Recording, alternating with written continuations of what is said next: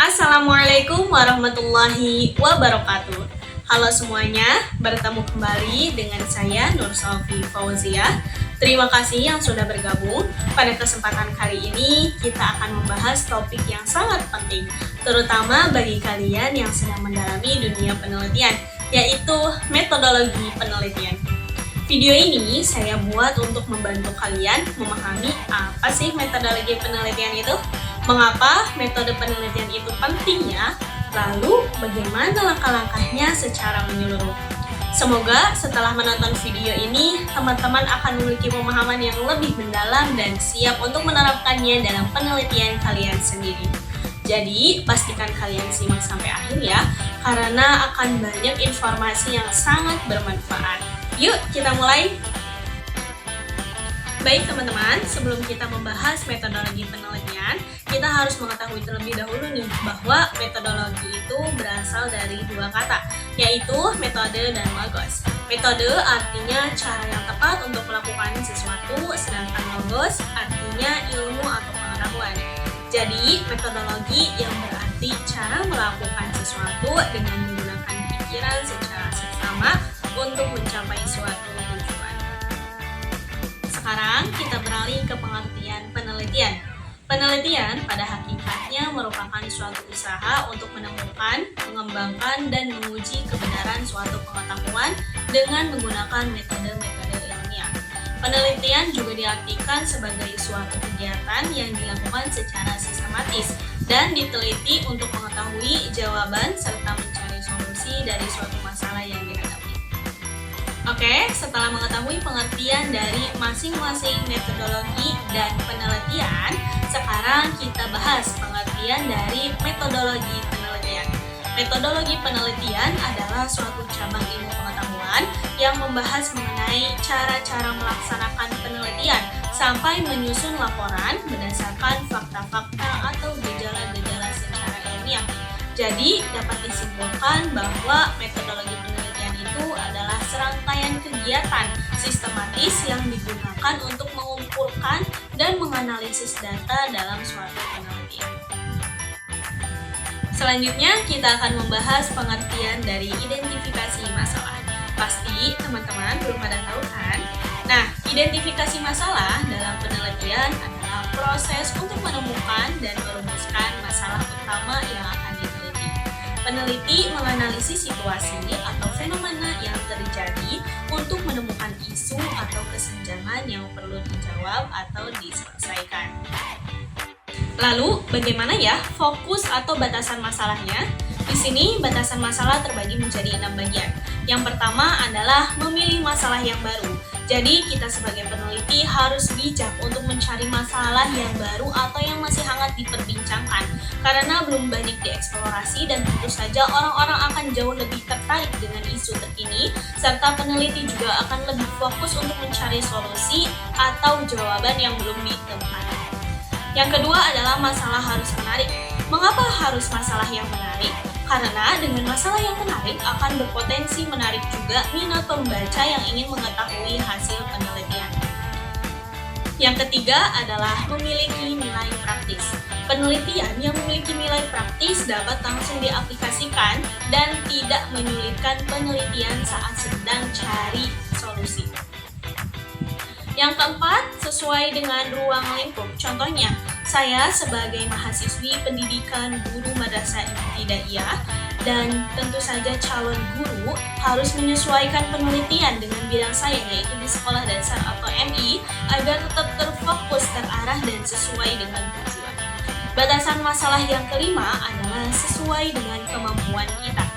Ketika topik penelitian sesuai dengan kemampuan kita, maka peneliti akan lebih mudah menguasai metode, teknik, atau teori yang diperlukan, sehingga peluang keberhasilannya jauh lebih besar.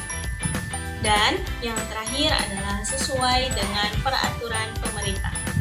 Dengan mematuhi peraturan pemerintah, penelitian bisa berjalan secara sah, etis, dan aman, serta lebih mudah untuk diakui dan dimanfaatkan oleh pihak lain. Selanjutnya, kita akan membahas tentang variabel. Variabel adalah ciri atau karakteristik dari individu, objek, peristiwa yang nilainya bisa berubah-ubah. Ciri tersebut memungkinkan untuk dilakukannya pengukuran. Oke teman-teman, ternyata variabel itu ada macamnya loh. Jika dilihat dari segi peranan terbagi menjadi dua, yaitu variabel X dan variabel Y. Variabel X atau sering disebut sebagai variabel penyebab yang memberi pengaruh atau efek terhadap peristiwa lain. Sedangkan variabel Y adalah variabel yang ditimbulkan atau memberi efek dari variabel bebas. Nah, selanjutnya variabel dari segi pengukuran juga terbagi menjadi dua bagian, yaitu variabel kuantitatif dan variabel kualitatif. Variabel kuantitatif adalah variabel yang keadaannya dapat dinyatakan secara numerik atau menggunakan angka. Sebaliknya, jika variabel kualitatif adalah variabel yang keadaannya tidak dinyatakan secara numerik. Selanjutnya, pengertian penelitian kuantitatif. Penelitian kuantitatif adalah sebuah penyelidikan tentang masalah sosial berdasarkan pada pengujian sebuah teori yang terdiri dari variabel-variabel diukur dengan angka dan dianalisis dengan prosedur statistik. Di dalam penelitian ini, menerjemahkan data menjadi angka untuk menganalisis hasil temuannya. Langkah-langkah penelitian kuantitatif terdapat 7 bagian, yaitu yang pertama adalah merumuskan masalah, kedua, melakukan kajian pustaka, ketiga, merumuskan hipotesis, keempat, menentukan metode, kelima, menyusun instrumen penelitian, keenam, mengumpulkan dan menganalisis data, dan yang terakhir adalah menyusun kesimpulan. Jenis-jenis penelitian kuantitatif itu ada 4. Yang pertama, kausal komparatif adalah membandingkan satu populasi dengan populasi lain. Yang kedua, korelasi adalah hubungan antara dua variabel atau lebih. Yang ketiga adalah survei. Yang keempat, eksperimen atau uji coba.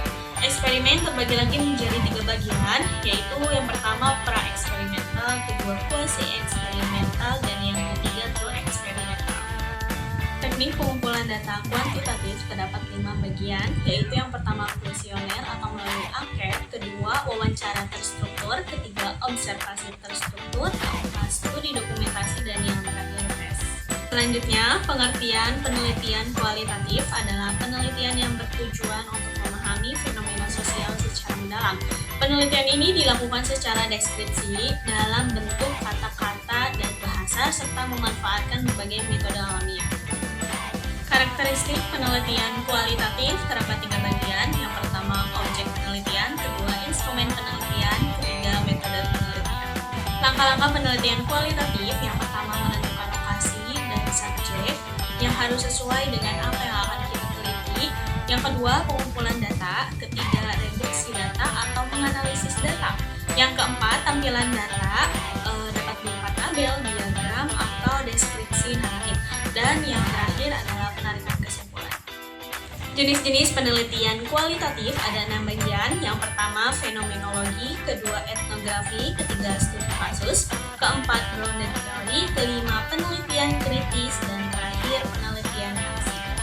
Materi yang terakhir terkait teknik pengumpulan data kualitatif ada 5. Yang pertama, melalui observasi, kedua, kuesioner atau angket, ketiga, wawancara mendalam, keempat, diskusi kelompok terfokus, dan terakhir, studi dokumentasi. Baik teman-teman, mungkin dicukupkan sekian materi terkait metodologi penelitian. Semoga dapat bermanfaat bagi kita semua. Wassalamualaikum warahmatullahi wabarakatuh.